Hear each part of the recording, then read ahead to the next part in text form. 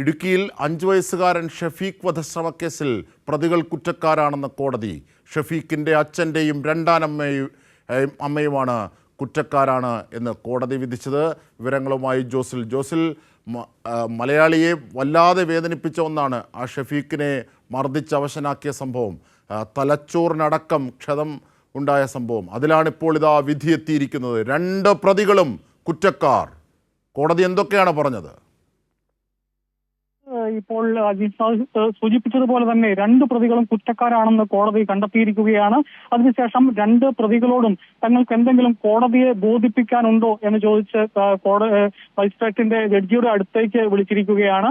അപ്പോൾ പിതാവ് പറഞ്ഞിരിക്കുന്നത് ഇപ്പോൾ നമുക്ക് മനസ്സിലാക്കുന്നത്, ഞങ്ങൾക്ക് വേറെയും മക്കളുണ്ട്, അവരുടെ സംരക്ഷണം ആവശ്യമാണ്, അതുകൊണ്ട് ഞങ്ങളെ വെറുതെ വിടണം എന്നുള്ള രീതിയിലുള്ള ഒരു അപേക്ഷയാണ്, ഒരു പ്രയറാണ് കോടതിക്ക് മുമ്പാകെ ഇപ്പോൾ പിതാവ് വെച്ചിരിക്കുന്നത്. അതിനുശേഷം ഇപ്പോൾ ഈ രണ്ടാനമ്മയും കോടതി ജഡ്ജിയുടെ സമീപത്തേക്ക് എത്തിയിരിക്കുകയാണ്. ഏതായാലും മനുഷ്യ മനസാക്ഷിയെ ഞെട്ടിക്കുന്ന ഒരു സംഭവമാണ് 2013 ജൂലൈ 15 ഈ പുറം ലോകം അറിഞ്ഞത്. അത് 2013 ജൂലൈ 15 ഇത് ആരംഭിക്കുന്നത്. മാസങ്ങൾക്ക് മുമ്പ് തന്നെ ഇവർ 2 വാടക വീടുകളിലായി ഈ കുട്ടിയെ അതിക്രൂരമായി, കുമളിയിലാണ് ഇവർ താമസിച്ചിരുന്നത്. കുമളിയിൽ ആദ്യം ചെങ്കരയിലും പിന്നീട് 1-ാം മൈലിലും മാറി മാറി താമസിക്കുമ്പോഴെല്ലാം അതിക്രൂരമായ മർദ്ദനമാണ് ഈ കുട്ടിക്ക് ഏൽക്കേണ്ടതായിട്ട് വന്നത്. തലച്ചോറിന് ഗുരുതരമായി പരിക്കേറ്റിരുന്നു. അതിനെ തുടർന്നാണ് ഇപ്പോൾ ആദ്യം കട്ടപ്പനയിലുള്ള സ്വകാര്യ ആശുപത്രിയിൽ ചികിത്സയിൽ, അതിനുശേഷം സർക്കാർ ഇടപെട്ട് വെല്ലൂർ ആശുപത്രിയിലേക്ക് മാറ്റി.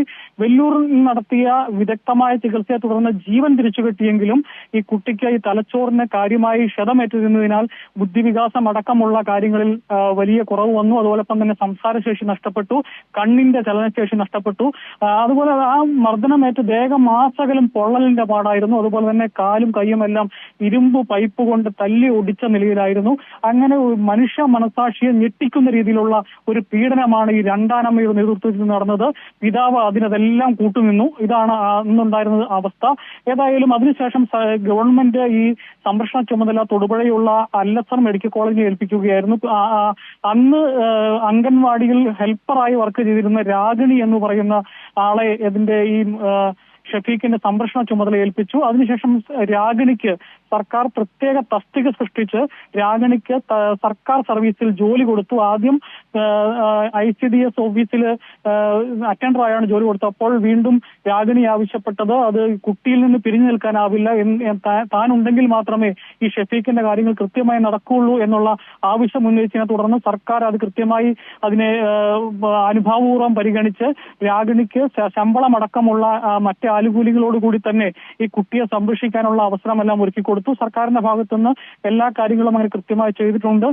ഇപ്പോൾ ഏതായാലും ഇപ്പോൾ കുറ്റക്കാരാണെന്ന് കണ്ടെത്തിയിരിക്കുകയാണ്. ഇനി ഈ ക്രൂരമായ ശിക്ഷാവിധി എന്നായിരിക്കും ഉണ്ടാവുക? ഇന്ന് തന്നെ ഉണ്ടാകുമോ അതോ ഇനി അടുത്ത ദിവസത്തിലേക്കാണോ മാറ്റിയിരിക്കുന്നത് ശിക്ഷാവിധി? ഏതായാലും ഇപ്പോൾ ഇവരെ ഈ 2 പ്രതികളെയും കോടതി എന്താണ് തങ്ങൾക്ക് പറയാനുള്ളത് എന്ന് കേൾക്കുന്നതിനായി ജഡ്ജിയുടെ സമീപത്തേക്ക് വിളിച്ചിരിക്കുകയാണ്.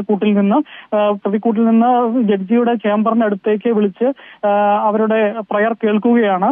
ഏതായാലും അതിനുശേഷം ചിലപ്പോൾ ഉച്ചയ്ക്ക് ശേഷത്തെ ആയിരിക്കാം വിധി പറയുന്നത്, അല്ലെങ്കിൽ വേറെ ദിവസത്തേക്ക് വിധി പറയാൻ കുറ്റം എന്താണെന്ന് ശിക്ഷ എന്താണെന്ന് വിധിക്കുന്നതിന് വേണ്ടി മാറ്റിവെക്കാം. ഏതായാലും നിലവിൽ കുറ്റക്കാരാണെന്ന് കണ്ടെത്തിയിരിക്കുകയാണ്. തീർച്ചയായും ആ സംഭവങ്ങളൊക്കെ മലയാളിക്ക് ഓർമ്മയുണ്ട്. മാത്രമല്ല കേരളത്തിൻ്റെ കരുതലും സാമൂഹ്യ ക്ഷേമ വകുപ്പിൻ്റെ അടക്കമുള്ള ശാസ്ത്രത്തിൻ്റെയും ഒക്കെ നെഞ്ചിൻ്റെ ചൂടിലാണ് ഷഫീഖ് ഒടുവിൽ ഈ രീതിയിലെങ്കിലും ജീവിച്ചിരിക്കുന്നതിലേക്ക് പോയത്. കാരണം അത്രയേറെ നീണ്ട ക്രൂരതകളാണ് ആ ഷഫീഖ് എന്ന 5 വയസ്സുകാരൻ നേരിടേണ്ടി വന്നത്. അത് സൃഷ്ടാക്കളായ അല്ലെങ്കിൽ പിതാവും രണ്ടാനമ്മയും ചേർന്നിട്ടായിരുന്നു അത്തരത്തിൽ ഉപദ്രവിച്ചത്. തലച്ചോറ് തകർന്നു പോകുന്ന രീതിയിൽ നിലത്തടിക്കുന്ന അടക്കമുള്ള കാര്യങ്ങൾ അന്നൊക്കെ എത്തിയിരുന്നു. ഇത്തരത്തിലുള്ള എല്ലാ ഒഫൻസുകളും കോടതി അംഗീകരിക്കുകയാണ് അവർ ചെയ്തു എന്ന്. അവർ ആ അർത്ഥത്തിലുള്ള കുറ്റക്കാരാണ്. പോലീസ് നൽകിയ ആ റിപ്പോർട്ടിനെ അംഗീകരിക്കുന്ന തരത്തിലേക്ക് തന്നെയാണ് ഇപ്പോൾ വിധി എത്തിയിരിക്കുന്നത്. അല്ലേ ജോസിൽ? എന്തൊക്കെയാണ് കോടതി കൂടുതലായി പരാമർശിച്ചത്, നിരീക്ഷിച്ചത് ഈ വിഷയത്തിൽ? വിധി പ്രസ്താവത്തിൽ അത്തരം കൂടുതൽ കാര്യങ്ങളൊന്നും കോടതി പറഞ്ഞിട്ടില്ല. രണ്ട് പ്രതികളും കുറ്റക്കാരാണെന്ന് കണ്ടെത്തുകയാണ് ചെയ്തത്. ഇത് ദീർഘനാളായി കോടതിയിൽ നടന്ന കേസുകളാണ്. നിരവധി സാക്ഷികൾ ഉണ്ടായിരുന്നു. ആ സാക്ഷികളെ എല്ലാം കോടതി ദീർഘനാളെടുത്ത് വിസ്തരിച്ചു. അതിനുശേഷം രണ്ടുപേർ കിടപ്പ് രോഗികളായ സാക്ഷികൾ ഉണ്ടായിരുന്നു. അവരുടെ വീട്ടിൽ പോയി, കിടപ്പ് രോഗികളായ ആ സാക്ഷികളെ അവരുടെ വീട്ടിൽ പോയി പീരുമേട് മജിസ്ട്രേറ്റ് വീട്ടിൽ പോയി അവരുടെ മൊഴിയെടുക്കുകയാണ് ചെയ്തത്. അതുപോലെ തന്നെ ഇത് വിധിക്കുന്നതിന് മുമ്പ് തന്നെ ഈ ഷഫീഖിനെ ജഡ്ജി നേരിട്ട് പോയി ആശുപത്രിയിൽ പോയി കാണുന്ന ഒരു സാഹചര്യം ഉണ്ടായി. അങ്ങനെ എല്ലാ രീതിയിലും എങ്കിലും പ്രതിഭാഗം വാദിച്ച ഒരു കാര്യം, ഇത്തരത്തിൽ ഇവർ തന്നെയാണ് ഈ കുട്ടിയെ ആശുപത്രിയിൽ എത്തിച്ചത്. അത് കുട്ടിയെ വധിക്കാനുള്ള ശ്രമമായിരുന്നില്ല. ഈ കുട്ടിയെ വീണ് പരിക്കേറ്റതാണ്. വീണ് പരിക്കേറ്റപ്പോൾ പ്രതികൾ തന്നെയാണ് ആശുപത്രിയിൽ എത്തിച്ചത്. അപ്പോൾ അത് വിദഗ്ധ ചികിത്സ കൊടുക്കാത്തത് കൊണ്ടാണ് കുട്ടി ഈ അവസ്ഥയിൽ എത്തിയത് എന്നുള്ള ഒരു ന്യായമാണ് പ്രതിഭാഗം വക്കീൽ ഇവിടെ വാദിച്ചത്. അതിനെല്ലാം തള്ളിക്കളഞ്ഞുകൊണ്ടാണ് ഇപ്പോൾ ഇത്തരത്തിൽ ഒരു വിധി കുറ്റക്കാരാണ് എന്ന് കണ്ടെത്തിക്കൊണ്ട് കോടതിയുടെ വിധി ഉണ്ടായിരിക്കുന്നത്. അജിംഷ, തീർച്ചയായും. കാരണം ഒരുപക്ഷെ കുറ്റക്കാരാണെന്ന് തെളിഞ്ഞ സ്ഥിതിക്ക് വലിയ രീതിയിലുള്ള ശിക്ഷ തന്നെയാകും ഉണ്ടാവുക. കാരണം ഈ കുട്ടിയുടെ ഇപ്പോഴത്തെ അവസ്ഥ പോക്സോ കേസാണ്. അത് മാത്രമല്ല, ഈ കുട്ടിയുടെ ഇപ്പോഴത്തെ അവസ്ഥ, മർദ്ദനത്തിൻ്റെ പാപഭാരങ്ങളൊക്കെയും ചുമക്കുന്ന രീതിയിലുള്ള ശാരീരികാവസ്ഥയിലാണ് അവൻ ഇപ്പോഴുള്ളത്. അവൻ്റെ സ്വതന്ത്ര ജീവിതത്തിന് തടസ്സമാകുന്ന മർദ്ദനങ്ങളാണ് അവന് ഈ മാതാപിതാക്കളിൽ നിന്ന് നേരിടേണ്ടി വന്നത്. അങ്ങനെ ഒരു പശ്ചാത്തലം കൂടിയുണ്ട്. അതുകൊണ്ട് സ്വാഭാവികമായും കുറ്റക്കാരാണെന്ന് വിധിക്കുമ്പോൾ അവർക്കെതിരെ മാതൃകാപരമായ കടുത്ത ശിക്ഷ തന്നെയാണ് പ്രതീക്ഷിക്കുന്നത്. അങ്ങനെയാണ് പ്രോസിക്യൂഷനും ആവശ്യപ്പെട്ടിരുന്നത്, അല്ലേ ജോസഫ്?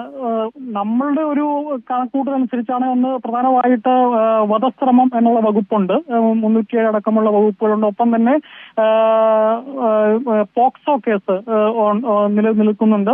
ഈ വകുപ്പുകളെല്ലാം ഉൾപ്പെട്ടതുകൊണ്ടും ഇത്രയും ക്രൂരമായ മർദ്ദനവും ഉണ്ടായി മനുഷ്യ മനസാക്ഷിയെ തന്നെ ഞെട്ടിക്കുന്ന ഒരു സംഭവമായതുകൊണ്ട്, കാരണം സംരക്ഷിക്കേണ്ടവർ തന്നെ ഇത്തരം ഒരു ക്രൂര കൃത്യം ചെയ്ത ഒരു സാഹചര്യത്തിൽ ഒരു പരമാവധി ഒരു 10 വർഷമെങ്കിലും കുറഞ്ഞത് ഈ പ്രതികൾക്ക് ശിക്ഷ കിട്ടും എന്ന് തന്നെയാണ് നമ്മൾ പ്രതീക്ഷിക്കുന്നത്. അജിംഷ.